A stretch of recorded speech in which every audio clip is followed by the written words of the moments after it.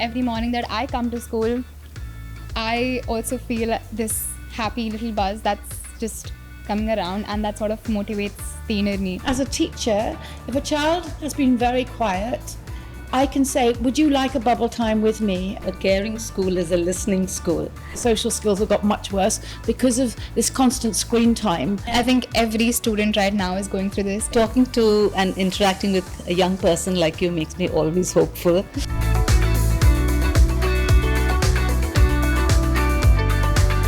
Whenever you step into a school, what is the sort of like the first few things that you notice in a school that makes you feel that this is a happy school? When I go into a school, I think the first thing I see is that are the people smiling?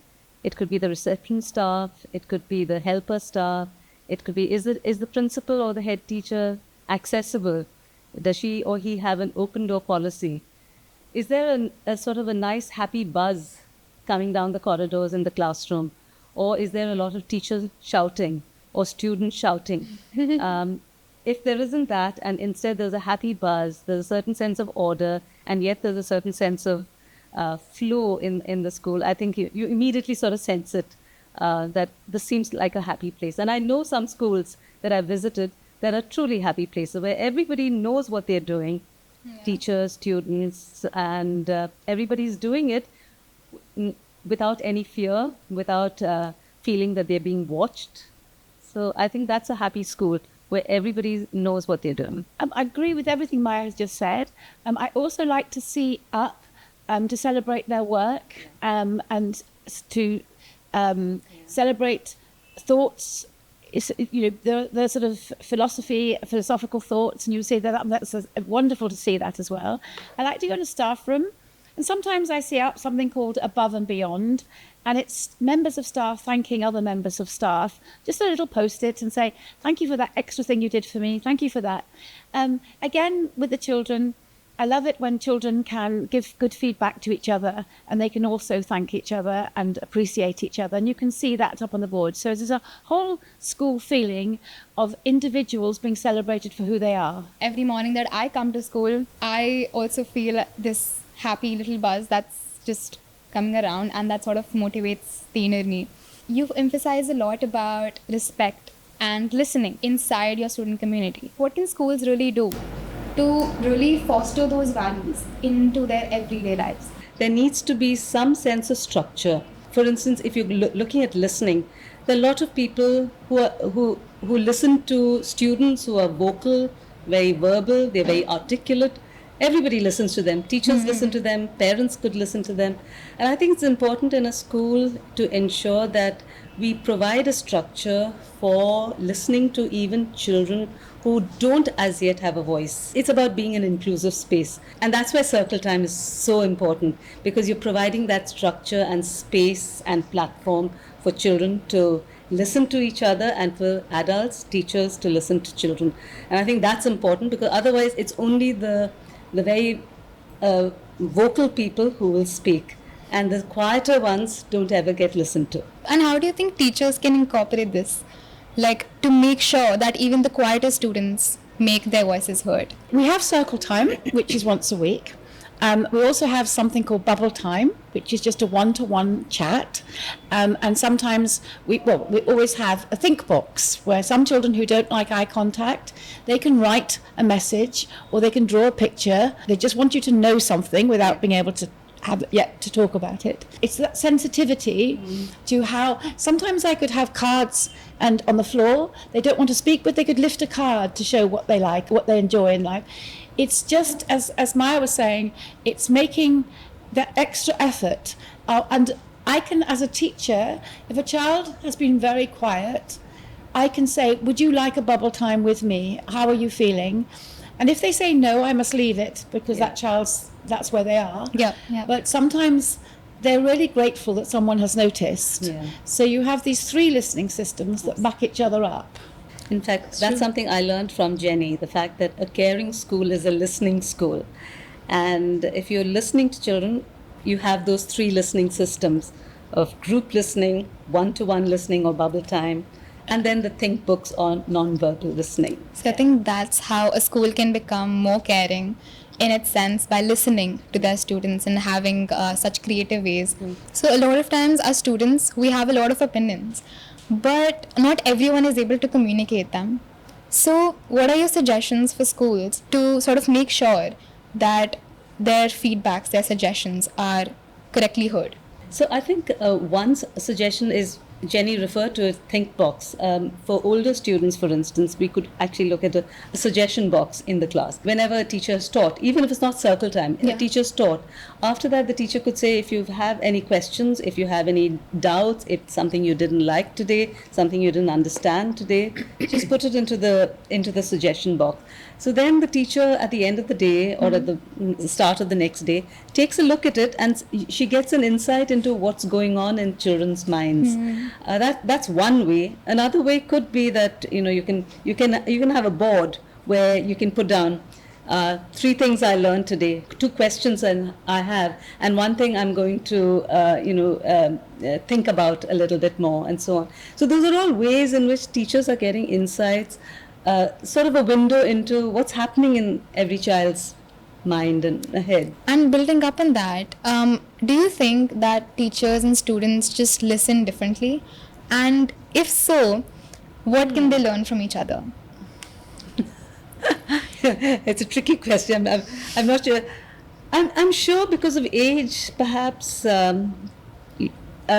students and teachers may be listening differently. Yeah. But I think one important thing which perhaps goes against the teacher's favor is that perhaps a lot of times as older people we come with a lot more biases, a lot of preconceived notions, and so perhaps we're listening with all those filters. Yeah. As teachers we tend to perhaps listen with our personal beliefs and biases, which perhaps we've got to be alert to and consciously try and be less judgmental. I think that's what I'd say. Yeah. My teenagers, when I had my teenage children, they used to say, "Mum, get that listening face off." And what they meant was that I have a listening face, but my body was doing things, my body was moving, and they always knew when it wasn't sincere. They always knew when it was not genuine listening. Yeah. So building up on that, Maya ma'am, you've worked with a lot of teachers across India. So what do you think are some pressures that the teachers today face? And what can the school or the whole school community do to help them? I think teachers today have a far more difficult job than when I started off teaching many decades ago. It's a much more difficult job. It's a far more complex world. All this technology that they have to master and use. The world is shrunk in many ways.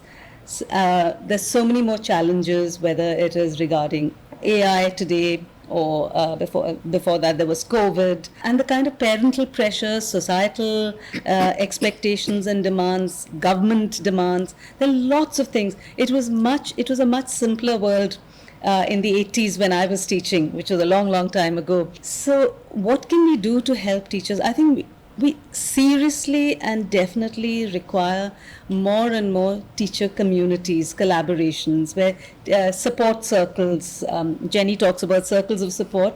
We need to have teacher community circles so that teachers help each other, because teachers can draw a lot of strength from each other. Because they have their similar experiences, and also you can have expert and specialist support and advice and so on, but definitely teachers supporting each other, sharing experiences, learning from each other, feedbacking, all that would be a definite way to move forward in a supportive way for teachers today, whether it's in an individual school or collectively for groups of schools. That's really true. And I remember reading in one of, I think, your articles that you really emphasize on the joy of staff rooms theory. That if there is a lot of joy in staff rooms, the whole school as a community is a really happy place. Yeah, so there's laughter in the staff room. Yeah. So can you please brief us on that? Some of my most warm-hearted, wonderful schools, they do have regular circle time for the staff. That means the staff have their own circle. Like the children, they'll have a game to start with. They'll have a round. They have the opening up. I need some help because I'm really don't know what to do, how to help this parent. They'll move on to celebrate what success, and then they have mindfulness at the end. Yeah. So happy staff would also be reflecting what the children have. They need to relax like the children. They need to enjoy each other. They just sit back and just, have a laugh and celebrate each other. So I'd very much like them to have circle time as well. So I think this question is majorly for you. So a lot of times young teachers feel really stretched or really overwhelmed with or honestly, you mentioned the pressures. What are the small tweaks in schedules or like the daily habits that they can adopt to feel little relaxed or like not feel stressed all the time? I think every young or newly qualified teacher must be attached to a mentor. In a way, when I started off as a very young teacher, I was just barely 20 when I started, and you just sort of jumped in deep end and you started to teach. But it was a simpler time. It was very simpler.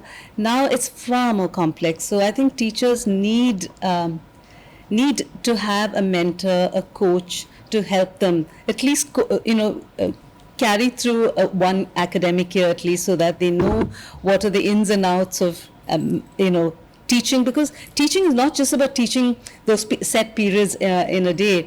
You have to plan, you have to prepare for other things, other school activities, extracurricular activities, manage field trips, so many things teachers have to do, do report cards, meet parents, handle issues, behavioral issues with children and so on.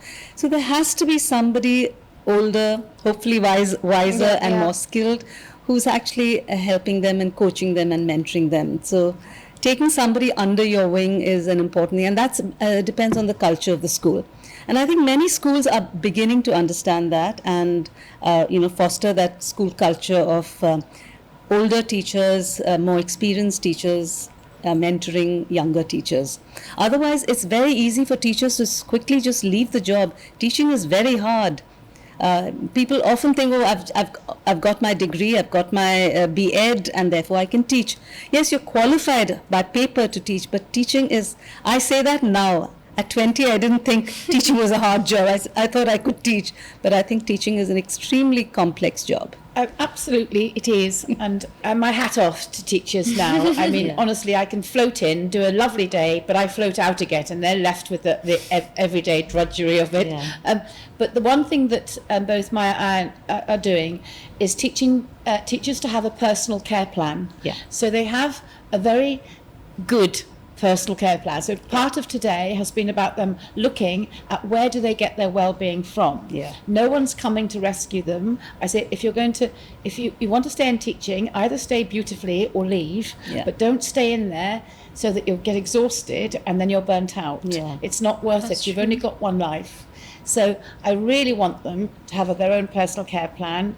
And I really want them to do something called Golden Moments, which is a moment of total stillness and just being balanced and feeling the energy come that you're creating. So that has to be taught as well as part of what we're doing. So it's both corporate support and responsibility, but it's also your personal responsibility to look after yourself, because you're very precious and you've only got one very short life. Both of you have worked with schools, like various types of schools, right?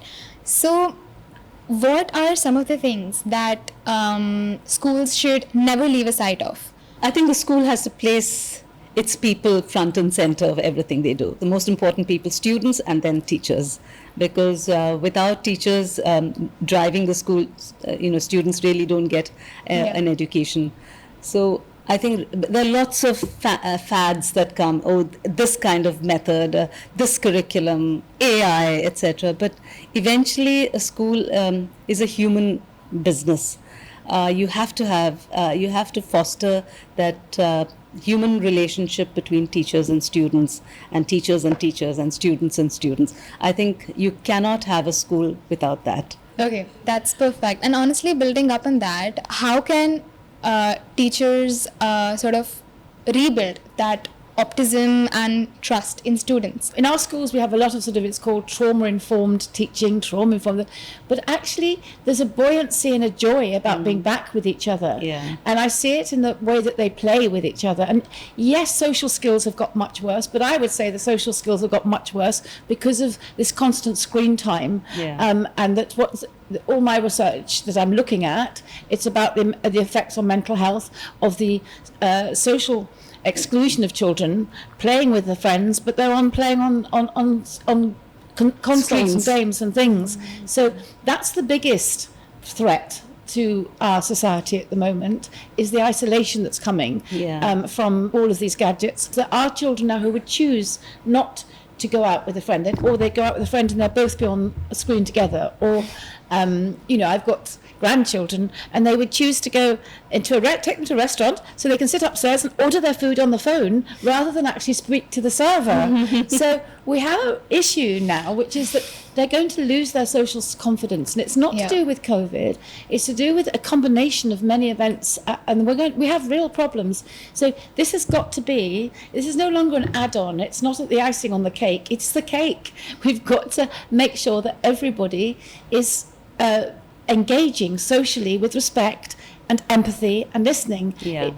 We can't go on like this because people are losing their skills. Children are losing their skills. Their language delayed. So the younger children now, they've had a worse time at COVID because at the most important time they were at home, and now they're finding it very hard to engage and to concentrate because they've been on their own. So that opportunities for fun, engagement has to keep on. We just have to keep on doing it more and more. So what is that one piece of advice you'll give the students to engage more socially? I don't think it's a case of giving advice to students, because children are young, and students of varying ages, but they're all young.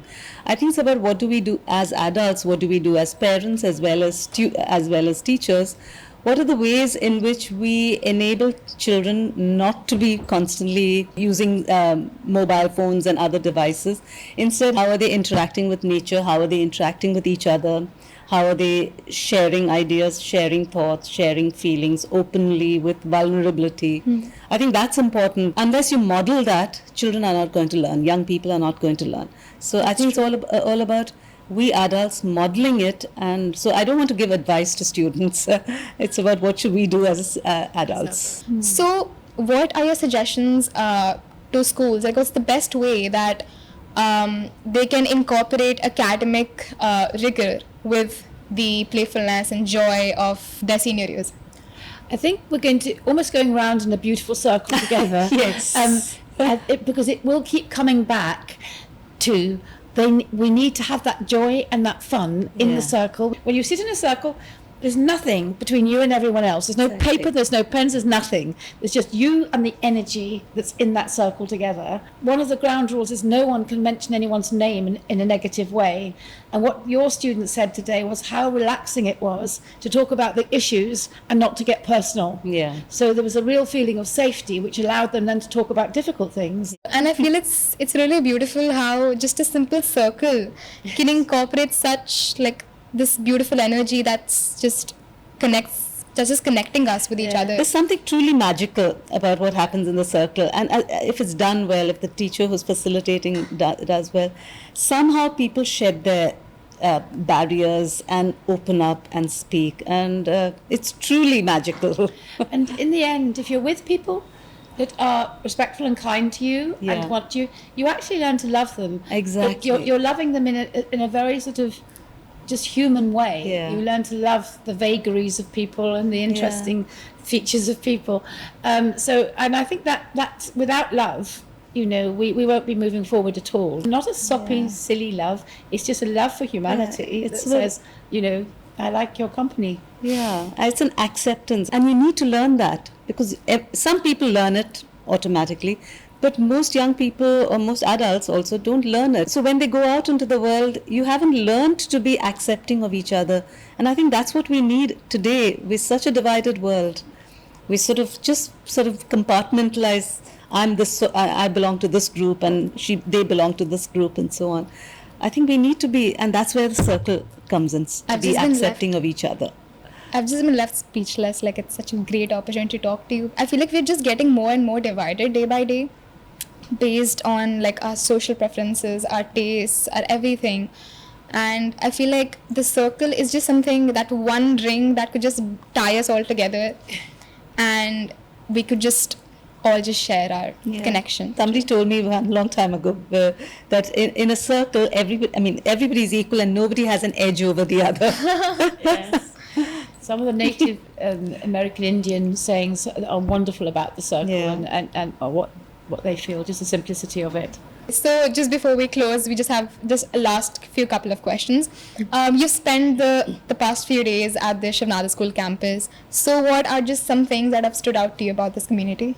I think intent. If I were to use a particular word, I think there's really good, sincere intent in doing it right by children and by teachers. I think that's what I would say. And I think that's a big thing, because a lot of schools don't have the right intention. They just want to do a lot of things just for the show. But I think there's definitely a sincere intent and doing things the right way. Can you hear your thoughts? It feels like I'm in a safe place. Yeah. I don't like going to a school where we do lovely things and you know that the minute you're out of the door, they've done a big tick, or we've done that. There is genuine integrity. I really hope I'm right. Yes, that's actually really true. And I honestly feel really proud to be a part of this school, a part of this community. Moving on, before we close, just one last question. What are some things that make you hopeful for the future of education across the globe? Well, talking to and interacting with a young person like you makes me always hopeful. I think young people make me hopeful, honestly. A lot of times we adults tend to dismiss children, these days children don't care, children don't respect their elders and so on. I actually think if you really stop to listen to them, talk to them, they're the same way that we were when I was young. So I think it's the young people of our country that makes me hopeful. And today, and I'm not exaggerating because I'm in this school, today I think was the most moving circle ever. And I've done some huge circles, huge amount of circles. And it was the sincerity of the young people. Yeah. It was the fact that they want to relate well, they want to help, they want to support, and so it will always be the young people, because they are amazing if they're given the right framework within which to interact, and they were stunning in their wisdom. So we don't have anything more to offer. Children have a natural wisdom. They just need time, and we need time to listen to it, and you have a natural wisdom. Yes, thank you. I know, I completely agree. That's why, for me, my inspiration comes from young people trying to do amazing things. Yeah. Thank you so much, ma'am. That brings us to the end of this episode. Thank you so much for joining us today and sharing such insightful thoughts on listening, being respectful, and honestly just the small things that just make school life more meaningful. It was inspiring to hear how trust, care, and genuine connection can just change the way we work and learn together. Thank you so much for listening to us today, and we hope that this conversation has left you thinking about how we as teachers, as students, as learners can help make the school a more happier place. Until next time, this is the Shiv Nadar School Podcast.